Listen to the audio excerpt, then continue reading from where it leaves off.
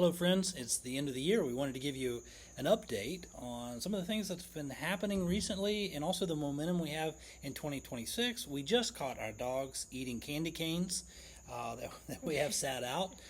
So hopefully it won't go any further than this. But we did want to just kind of update you a little bit. Yeah, and I mean, I'm sure you guys are all already probably full of candy and from all of the Christmas activities that have been going on, the holiday activities. We're sitting out here at the hosting villa, and we had our team Thanksgiving dinner here, and it included something that we've never done before. Flag football. Flag football. And we say flag football, but I think it was a turkey bowl, and it was a hit. Yeah, you're a turkey because you tackled me. That's true. We set the tone. Me. I was trying to get the ball from her. She would not give it up. She covered it up really well, and we both went to the ground. And everyone, there was silence, like what just happened. And then she popped up, and faster than hated. Yeah, for sure. And it was on, and so we had a very spirited flag football. I mean, and the Velcro on those flags would not pull off. Yeah, we I don't know where we got that Velcro. On. I know that Velcro must have been like from paratroopers or something because it was really strong, and we could not. They just didn't. It was a lot of fun. But it was fun, and I think they're already talking about a rematch, maybe even sooner than next Thanksgiving. So we will keep you posted. But yeah, so that was exciting, and then a couple weeks later, we did the team Christmas get together, and Allison always does a good job with getting stockings for the missionaries that come, and then asking groups and coordinating with them to bring down chocolate candies, Christmas candies from the U.S., a little touch of home. And she fills the stockings with her little elves. And this year Long Hollow brought Chick-fil-A sauce. Bottles of Chick-fil-A sauce for the stocking stuffers. Long Hollow, North Star, other churches. And so just really thankful for that cooperation. And the missionaries love that. And then we sat outside and sang some Christmas carols. One of our missionaries, Lamore, had her guitar with her, and so we sang some carols as the sun was setting. So again, that was nice.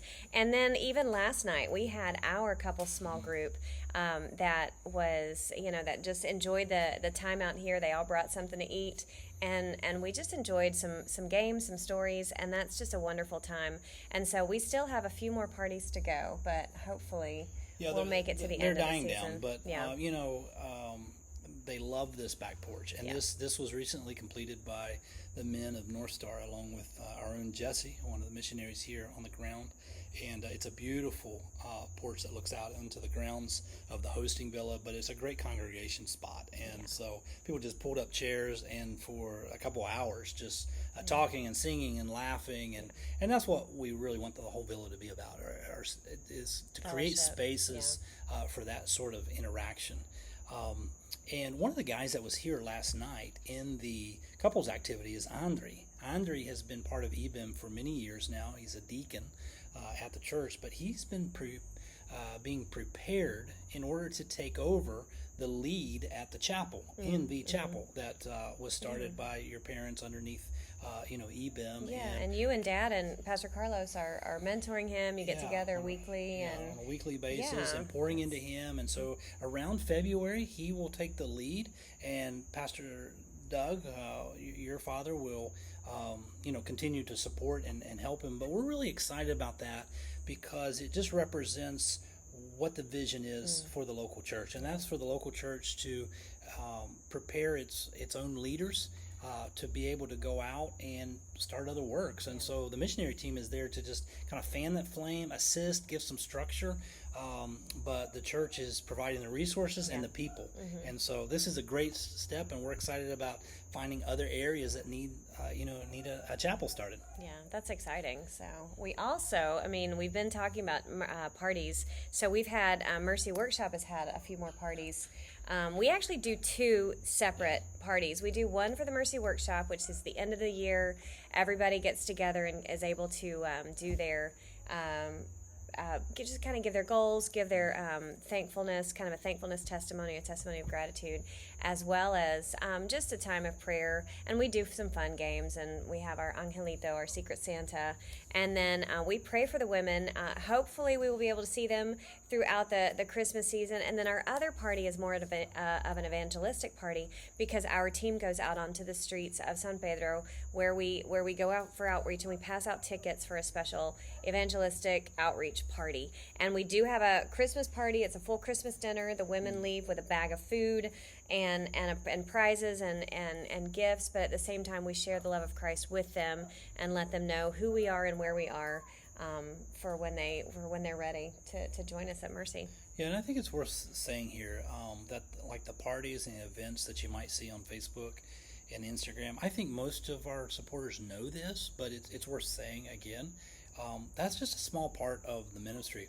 Actually, the hard work, some of those, it's not that those aren't hard work. I mean, it's hard work, but it's really a small fraction of what's really done throughout the week.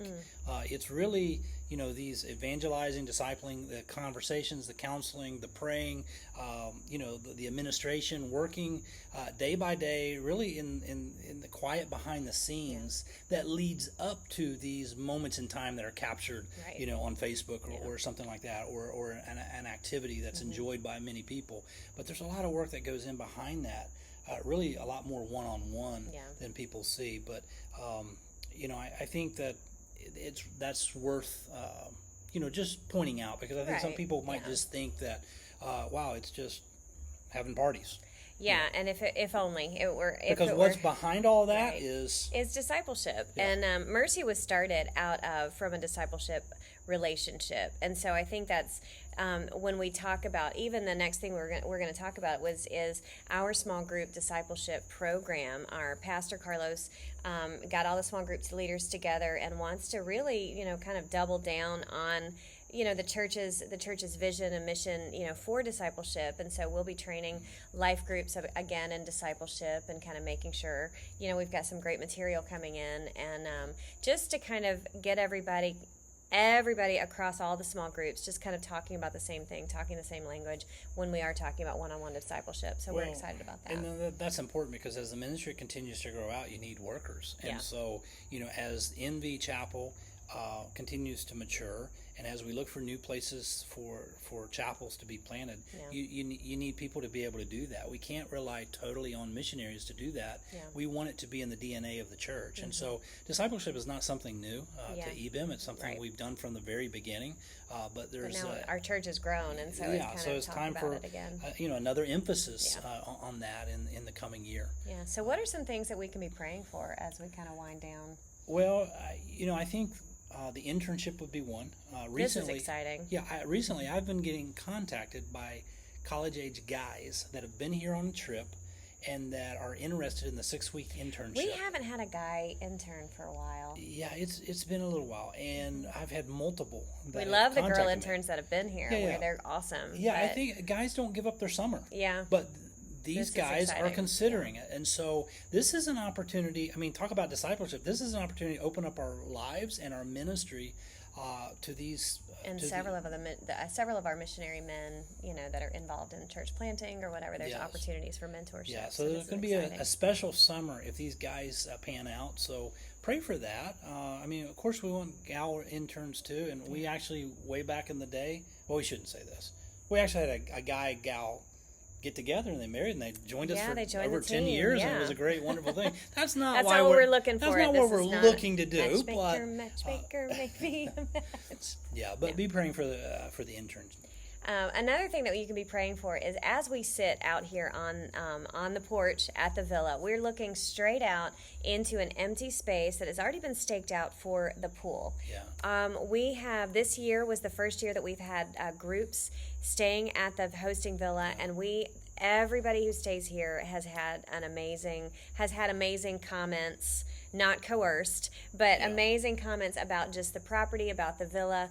And so we want to add that pool aspect of it so they can get the full, so they can just relax when they come back in, they can cool down and also enjoy the pool. And also we want to be able to use this place and this space for retreats or for caring for caregivers and day activities. Day activities, just imagine our dogs will be happy because they love having people come out here. But we need about 66,000 to finish the pool. Yeah. Dig and build, or You know, else this- Gary's going to be out there with us. This is a tough ask, Yeah. quite honestly, because of all the things you think, why a pool? Now, if we were in the United States and we were in the mountains of North Carolina and we said we had a camp and we need a pool, everybody understands that. Yeah. If we're a hosting center or retreat center in Tennessee, people understand that. But somehow, mission field overseas, a pool, that sounds that's the last thing luxurious. you need. But you have to remember that it's very hot here, Oh, yeah. and so to be able to cool off, the times of fellowship, and even the ministry that can happen. When you And do even the couples last night were retreats, talking about how wonderful this would be to be able to just do one of the small groups, come out here for a day or come out here for a small a couples retreat. And so that's definitely what we need. Yeah, so pray about that with us. There's a link in this video to another video that explains more about this. This might be a project that you might want to take on, or your church might be interested in. So we're down to 66,000, and it'd be awesome if we could get this pool. We've got hundreds that'll be coming next year. Yeah, starting in a couple of weeks. And we're already having a booking for 2027. That's so, exciting. And not even all with our ministry. Some are with other ministries that are coming to utilize this place. And so that's worth saying too. We're not here.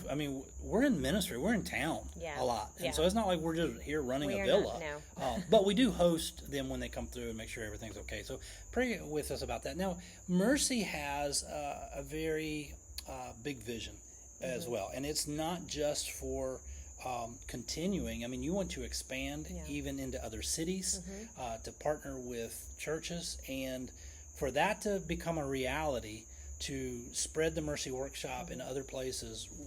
What do you need?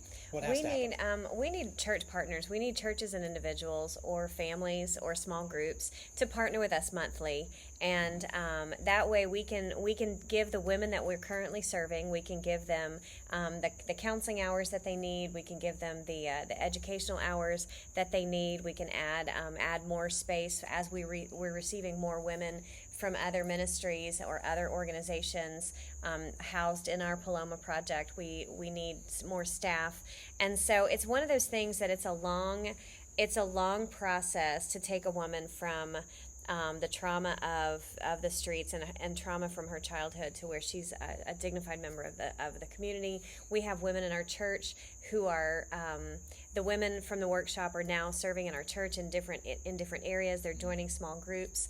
They're helping with youth group and youth group snacks and choir and all the things. That's a long process. It takes a long time, and we need intensive. partners. We need prayer partners. We need financial partners for that. Okay, and so again, they can contact you to learn more information. You can go to mercyworkshop.com. mercyworkshop.com. You need to visit that site more often. Yeah, and maybe order some jewelry or something. Yes.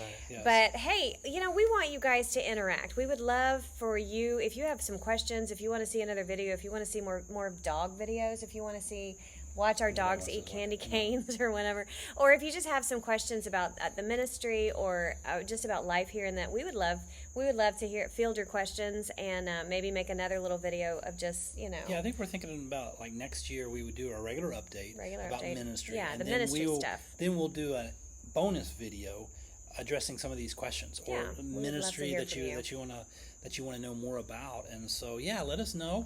Email Allie or me and say, hey, I always had this question, or I want to know about this, and we'll see if we can. And if you don't, then we'll just make up the questions that that's a good idea, that we think that you want to ask, or that we've been asked before, but we could do that as well. But in the meantime, continue to pray for us here in the Dominican Republic, and we hope you have a Merry Christmas. Yes, Merry Christmas, and have a happy